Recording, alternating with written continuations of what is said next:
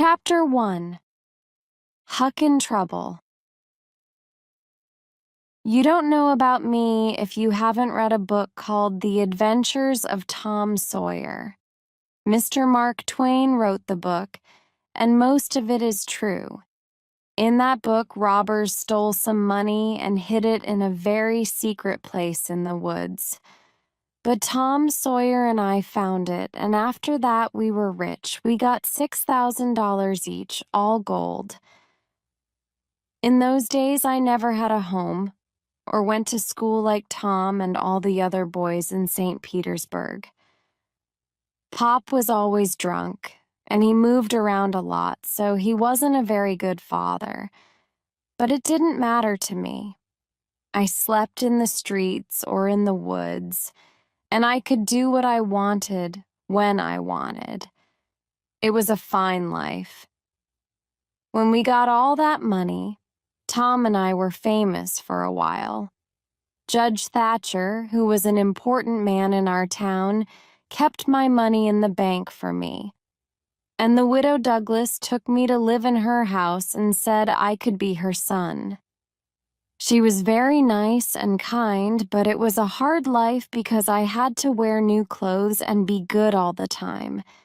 In the end, I put on my old clothes and ran away. But Tom came after me and said that I had to go back, but that I could be in his gang of robbers. So I went back, and the widow cried, and I had to put on those new clothes again. I didn't like it at all. Her sister, Miss Watson, lived there too. She was always saying, "Don't put your feet there, Huckleberry, and don't do that, Huckleberry." It was terrible. When I went up to bed that night, I sat down in a chair by the window. I sat there a good long time, and I was really unhappy. But just after midnight, I heard meow, meow outside. Very softly, I answered, meow, meow.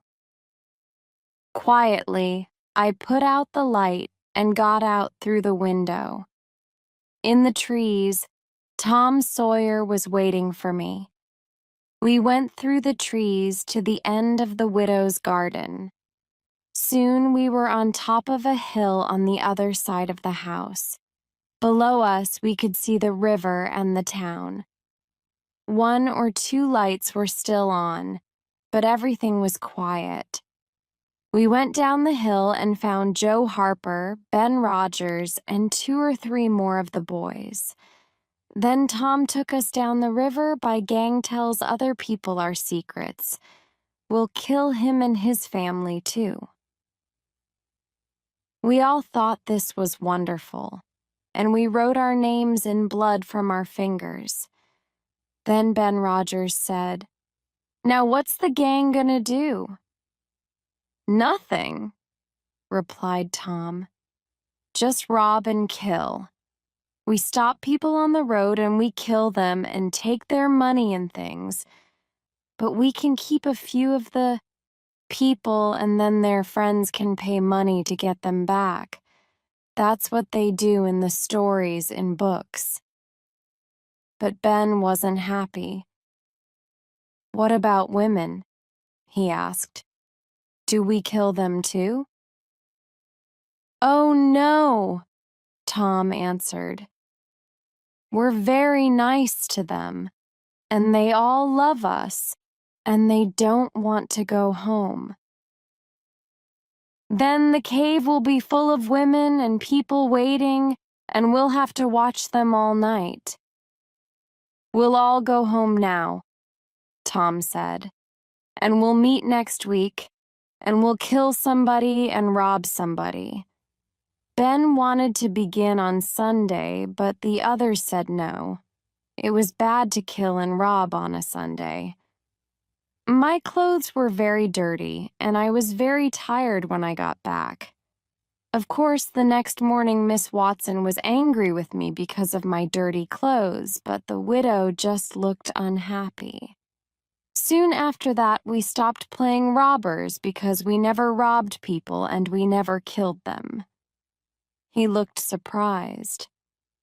"Why, What's the matter? Please, sir, take it. Don't ask me why. In the end, he said, well, you can sell it to me then. And he gave me $1 and I wrote my name on a piece of paper for him. That night, when I went up to my room, Pop was sitting there, waiting for me. I saw that the window was open, so that was how he got in. He was almost 50 and he looked old. His hair was long and dirty, and his face was a terrible white color. His clothes were old and dirty, too, and 2 of his toes were coming through his shoe. He looked at me all over for a long time, and then he said, well, just look at those clean, tidy clothes. And they say you can read and write now. Who said you could go to school? The widow, I began. Oh, she did she? Well, you can forget about school. I can't read and your mother couldn't read. No one in our family could read before they died. So who do you think you are? Go on, take that book and read to me. I began to read, but he hit the book and it flew out of my hand across the room. Then he shouted, they say you're rich. How's that? It isn't true. You give me that money. I want it. Get it for me tomorrow. I haven't got any money. Ask Judge Thatcher. He'll tell you. I haven't got any money. Well, give me what you've got in your pocket now. Come on, give it to me. I've only got $1, and I want that to... Give it to me. Do you hear? He took it, and then he said he was going out to get a drink. When he was outside the window, he put his head back in and shouted, and stop going to that school, or you know what, you'll get. The next day he was drunk and he went to Judge Thatcher to get my money.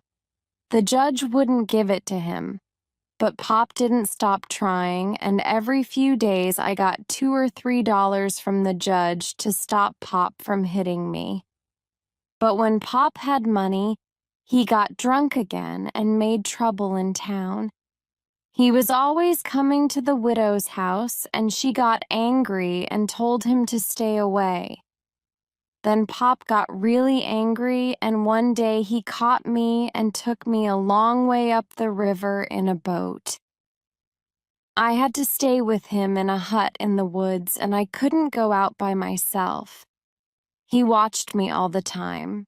The widow sent a man to find me and bring me home, but Pop went after him with a gun, and the man ran away. Chapter 2. Huck escapes and finds a friend.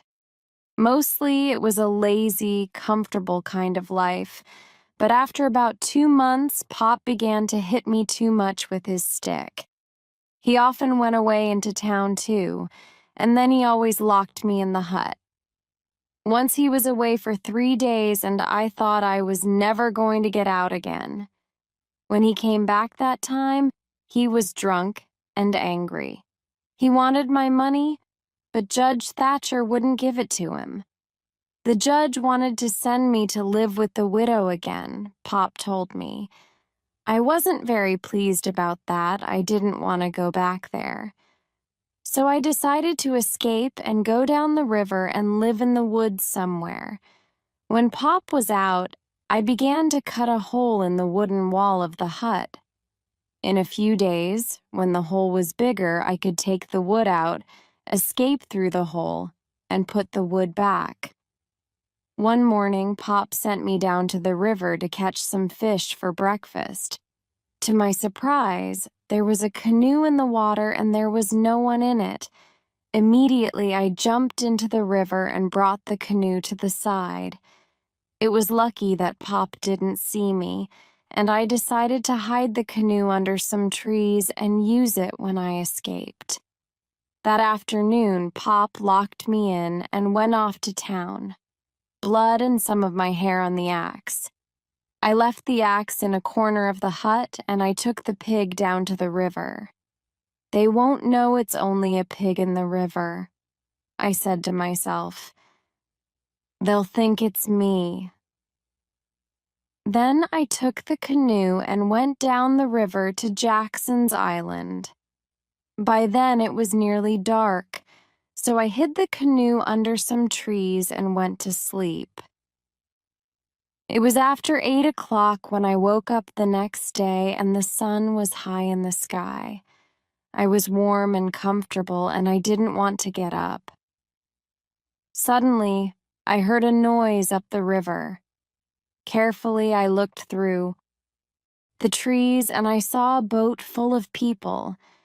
There was Pop, Judge Thatcher, Tom Sawyer, and his Aunt Polly, and his brother Sid, and lots of others. They were looking for my body in the river. I watched them, but they didn't see me, and in the end, they went away. I knew that nobody was going to come and look for me again. I found a good place under the trees to sleep and to put my things. Then I caught a fish and cooked it over a fire. I lived like that for 3 days, and then I decided to have a look round the island, so I went into the woods. This is my island, I thought. I'm the only person on it.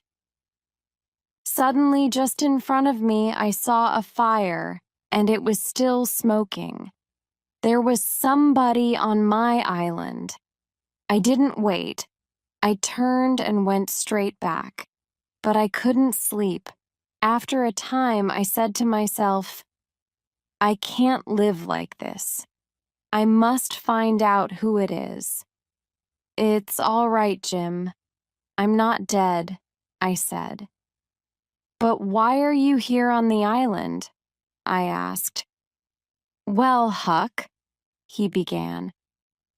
Old Miss Watson wanted to sell me. A man came into town and told Miss Watson that he'd buy me for $800. She couldn't say no, so I ran away. I ran down to the river to hide, but everybody in the town was there. They said you were dead, Huck. I had to wait all day to get away. When it was dark, I got onto a big boat and hid. When we came near this island, I jumped into the water and swam here. Jim finished his story, and then we both carried all our things into a cave and hid the canoe under some trees. We were just in time because then the rains came. It rained for days, and the river got higher and higher. All kinds of things came down the river, and one night there was a little wooden house lying half on its side. We got the canoe out and went to take a look. Through the window, we could see a bed, 2 old chairs, and some old clothes. There was something lying in the comber, and we thought it looked like a man. Jim went in to see, but he said, "He's dead. Someone shot him in the back. Don't look at his face, Huck. It's terrible."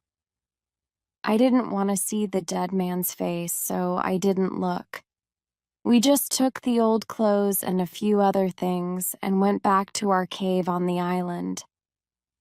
Another night, when we were out looking for things on the river, we found a raft. It was made of good, strong wood. Chapter 3. Huck and Jim travel south. For some days everything went along quietly, but we were getting bored. We wanted to know what was happening in town, and so I decided to go and find out. Jim said, "Why don't you wear the old dress and the hat that we found in the house? People won't know you then. They'll think you're a girl." And so I did. Just after it was dark, I got into the canoe and went up the river to the bottom of the town. There I left the canoe and went on foot. Before long, I came to a little house which was always empty. Now there was a light on, and when I looked through the window, I saw a woman of about 40. She was a stranger, and that was good because she didn't know me. So I knocked on the door. I must remember that I'm a girl, I said to myself. The woman opened the door. Come in, she said. She looked at me with her little bright eyes. What's your name? She asked. Sarah Williams, I replied. I'm going to see my uncle on the other side of town. My mother's ill, you see, and she needs help. Well, you can't go there by yourself now. It's too dark. My husband will be home in about an hour. Wait for him and he'll walk with you. And then she began to tell me about all her troubles. I was getting bored with all this until she said something about Pop and my murder. Who did it? I asked. Well, she replied, some people say old Finn did it himself. Other people think it was a slave who ran away that night. His name was Jim. They'll give $300 to anybody who finds him, and they'll give $200 for old Finn. He got drunk and left town with two strangers. A lot of people think he killed his boy and he's going to come back one day and get all Huck Finn's money. And what about the slave? I asked. Oh, they'll soon catch him. People want the $300. I think he's on Jackson's Island, you know. I've seen smoke there. My husband's gone to get two of his friends, and they're going over there with a gun later tonight. When I heard this, my hands began to shake.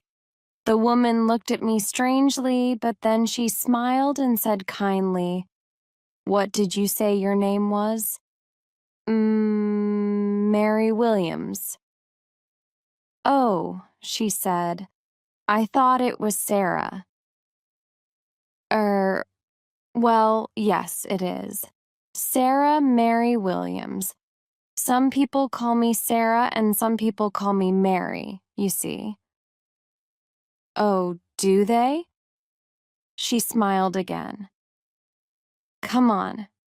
Now, what's your real name? Bill? Bob? I know you're not really a girl. So then I had to tell her another story, with a different name, and I said I was running away. She said she wouldn't tell anybody and gave me some food before I left. I hurried back to the island and Jim. Quick, Jim, cried, waking him up. They're coming to get us. We got out the raft as fast as we could, put all our things on it, tied the canoe on behind, and moved off down the river. When it began to get light, we hid. When it was dark again, we traveled on. On the fifth night, we passed St. Louis, and we decided to go on down to Cairo in Illinois, sell the raft there, and get a boat to Ohio. There are no slaves in Ohio. We slept for most of that day, and we began our journey again when it was dark. After some time, we saw lights on the Illinois side of the river, and Jim got very excited. He thought it was Cairo. Jim got the canoe ready, and I went off in it to take a look at those lights. But it wasn't Cairo. After that, we went on down the river. It was very dark that night, and it wasn't easy to see where we were going. Suddenly, a big steamboat came at us very fast, and the next minute it was right over us. Jim and I jumped off the raft into the water. The boat hit the raft and went on up the river. When I came up out of the water, I couldn't see Jim anywhere. I called out his name again and again, but there was no answer. He's dead, I thought. Slowly, I swam to the side of the river and got out.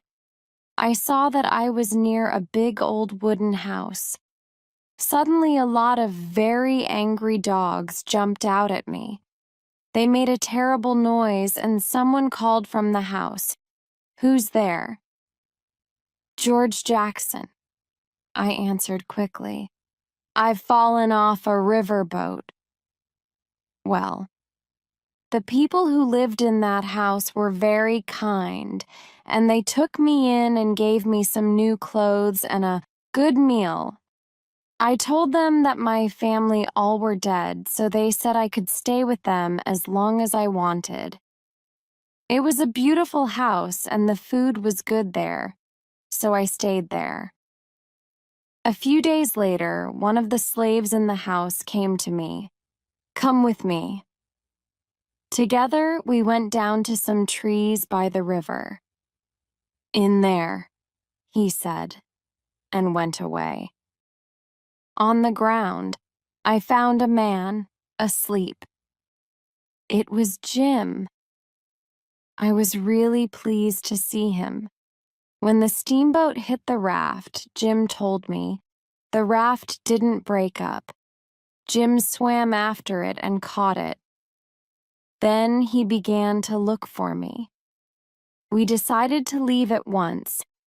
It's all right living in a house for a little while, but you feel more free and easy and comfortable on a raft. Chapter 4. The Duke and the King. 2 or 3 days and nights went by and nothing much happened. We traveled at night when it was dark and everybody was asleep. We didn't want anyone to see Jim and ask questions about him. Then, one morning, just after it was light, I found a little canoe, so I got into it and went over to the side of the river. I was looking round when suddenly 2 men ran through the trees. "Help!" they cried. "There are men and dogs trying to catch us, but we've done nothing wrong." One of the men was about 70 years old. The other was about 30, and they both had very old, dirty clothes. I said they could come with me, and we ran quickly back to the canoe. Back on the raft, we talked for a time, and then the young man said, "My friends, I think I can tell you my secret now.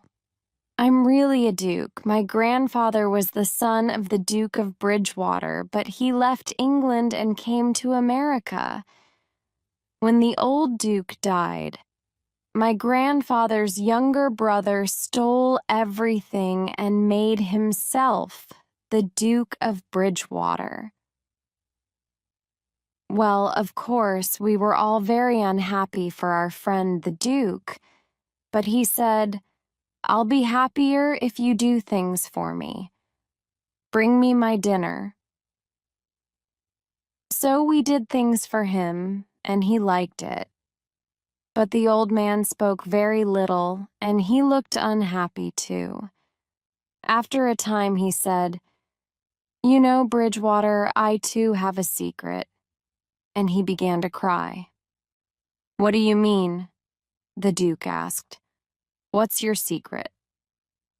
And then the old man told us that he was really the first son of the King of France.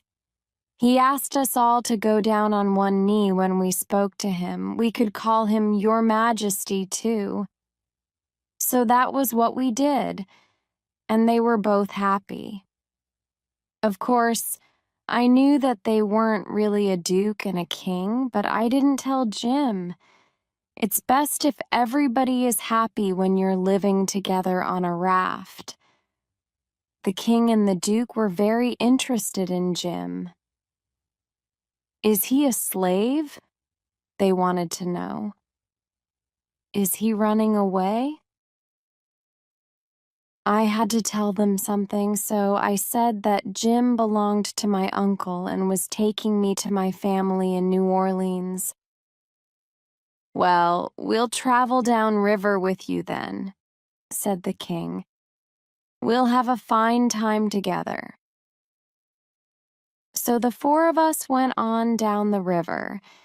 But Jim and I didn't like those two men. They were always getting drunk and making plans to get money out of people in every town. It's all right to take a chicken or something if you're hungry. But these men were really bad. Jim and I decided to get away from them as soon as we could. It wasn't easy because they wanted to be with us all the time. Then one morning, the king went off into a town and told us to wait for him. We waited all morning and he didn't come back, so the Duke and I went into town to look for him.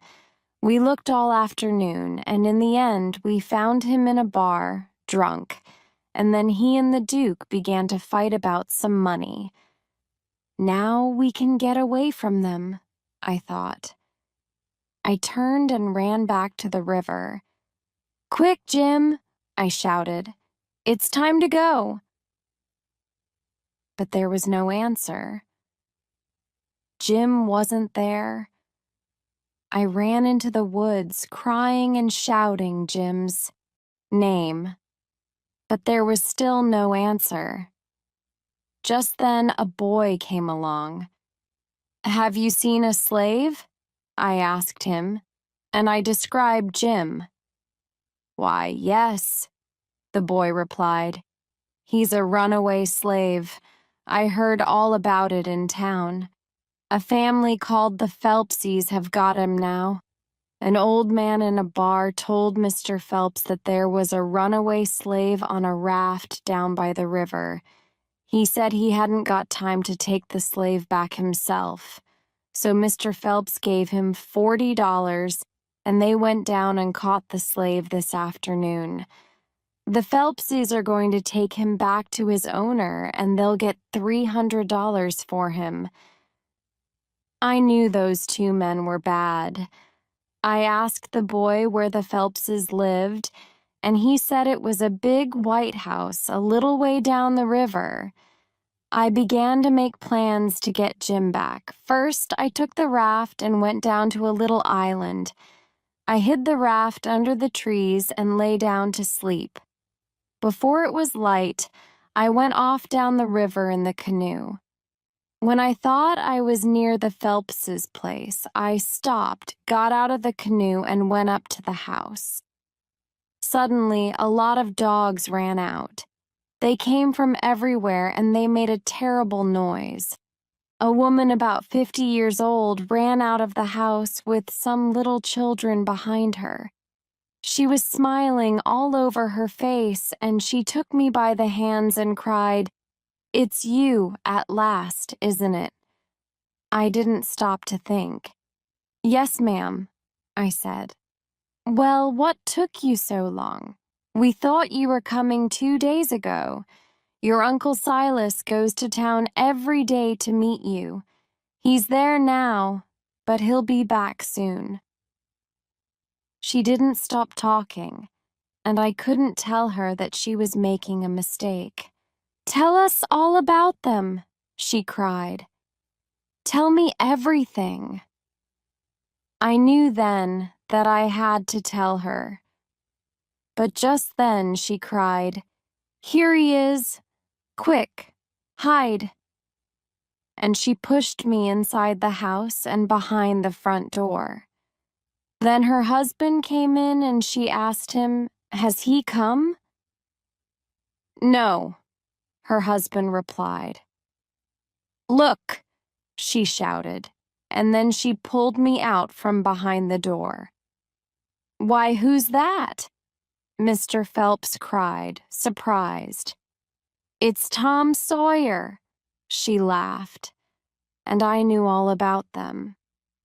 Now I learned that Aunt Polly had a sister who was Mrs. Phelps. She and her husband were Tom's Aunt Sally and Uncle Silas. and Tom was coming down south by boat to stay with them for a bit. We all sat there talking, and I could answer all their questions about the Sawyer family. I was feeling really happy about this when suddenly I heard a boat on the river. Tom could be on that boat, I thought. And he's going to walk in here and call out my name before I can stop him. I've got to go and meet him. So I told the Phelpsies that I would go into town to get my bags, which were at the boat station. I hurried up the road, and before I was halfway to town, there was Tom Sawyer coming along. When he saw me, his mouth fell open and he looked a bit white in the face. "Aren't you dead?" he said. "Everybody said that you were murdered." "I'm not dead yet," I said, "but listen." I told him about my adventures, and Tom loved all that. Then I told him about the Phelps and that they thought I was Tom Sawyer. "What shall we do?" I asked him. Tom thought for a bit, and then he said, "I know. You take my bags and say they're yours. I'll come to the house in about half an hour." "All right," I said, "but there's another thing. You know old Miss Watson's slave, Jim, who ran away? Well, he's a prisoner here, and I'm going to help him escape." "Jim?" Tom said. "But he's—" Then he stopped and thought. "Right. I'll help too. I'll make a really good plan." He looked very excited. So I went back to the house with the bags, and Tom came along half an hour later. He knocked on the door, and when his Aunt Sally opened it, he said he was Sid, Tom's brother. He wanted his visit to be a surprise for his dear old Aunt Sally, he said. Well, Aunt Sally was very pleased to see Tom and Sid. She thought it was wonderful. She and Uncle Silas were really nice people. When we were alone later, Tom and I talked about Jim's escape. I said I had a plan, and Tom listened to it. "It's a good plan," he said when I finished. "But it's too easy. It's got to be a real escape, like a real adventure in a storybook. So we want something difficult and dangerous. Now, listen to this." So he told me his plan. I knew it would be a good one because Tom's plans are always crazy and exciting. And we sure had a lot of fun with that plan. We knew that Jim was locked up in a hut outside the house. Every night, we got out through our bedroom window and dug a hole right under the wall of the hut. It took us a week, and it was hard work. We talked to Jim secretly and told him about the plan, and he was really pleased. We also wrote secret letters to everybody. Tom said that people always do this in books. We wrote that there was a gang of slave thieves coming up from the South. They wanted to steal Jim and get the $300 from his owner. Well, the Phelps and their friends got very excited. And on the night of the escape, I went into the sitting room, and there was a crowd of men in there, all with guns. I ran and told Tom, and he said that this was really good. "It's a real adventure now, all right," he said, very excited. "Perhaps they'll come after us and shoot and we'll all get killed." Well, there wasn't time to think about it because it all happened so quickly. We got Jim out through the hole under the wall and began to run down to the river. But the men heard us and came after us. They began to shoot, and so we ran as fast as we could to the canoe. We got in it and went over to Spanish Island. My raft was there, and our plan was to escape on that and go on down river. Now, Jim, I cried, you're a free man. We were all very happy, but Tom was the happiest of all, because he had a bullet in his leg. When Jim and I heard that, we weren't so happy. Tom wanted the adventure to go on, but Jim and I said that a doctor must look at Tom's leg.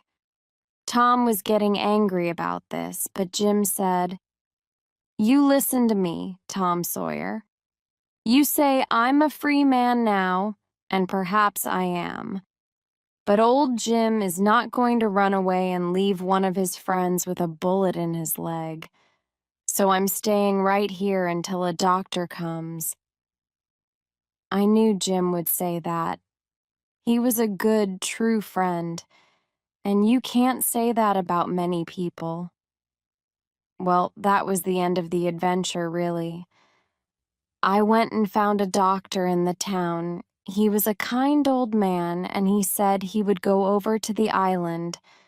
But Tom's leg got very bad, and the next day the doctor and some other men carried Tom home to the Phelpses' house. They brought Jim too, and they locked him up in the hut again. But the doctor said, "Be kind to him, because he didn't run away, and he stayed to help me with the boy." They took Tom up to bed because his leg was really bad, and Aunt Sally sat with him while he slept. I didn't want to answer any questions, so I kept out of everybody's way.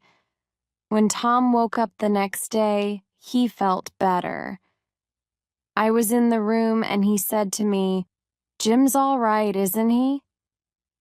I didn't know what to say because Aunt Sally was listening, and before I could stop him, Tom went on, "We did it, Aunt Sally. Me and Tom here. We helped Jim escape." He told her all about the digging and everything, and Aunt Sally's mouth was opening and closing like a fish. Then she got really angry with Tom. "That slave is locked up again and he's going to stay there, and if I catch you again—" Tom suddenly sat up in bed.